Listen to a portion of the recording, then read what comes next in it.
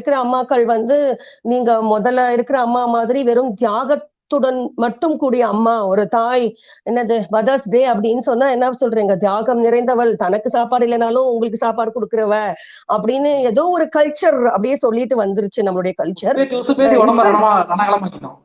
S. இல்ல, இல்ல. பாரதி கண்ட புதுமை பெண்ணே பார்த்தீங்கன்னா, வீட்லயும் வேலை பார்த்திருக்கா, கணவனுக்கு கால் அமைக்கி முதற்கொண்டு அப்புறம் அவங்க கடையிலயும் போயி வியாபாரமும் பண்ணியிருக்காங்க. ஸோ விமன் அப்படின்னு பார்த்தீங்கன்னா, என்ன பொறுத்தவரைக்கும் மல்டி ஸ்கில்ட், மல்டி பர்சனாலிட்டியோட இருக்கக்கூடிய விமனா தான் நான் நெனைக்கிறேன். சூப்பர் ஸ்மார்ட் மாம்ங்கிறவங்களுக்கு நான் என்ன சொல்லியிருக்கேன்னா, ஒரு செல்ஃப் எஸ்டீம டெவலப் பண்ணி, உங்களோட தனிப்பட்ட பேஷன் என்னன்னு கண்டுபிடிக்கணும். உங்களுக்கு என்ன பிடிக்கும்னு கண்டுபிடிக்கணும்.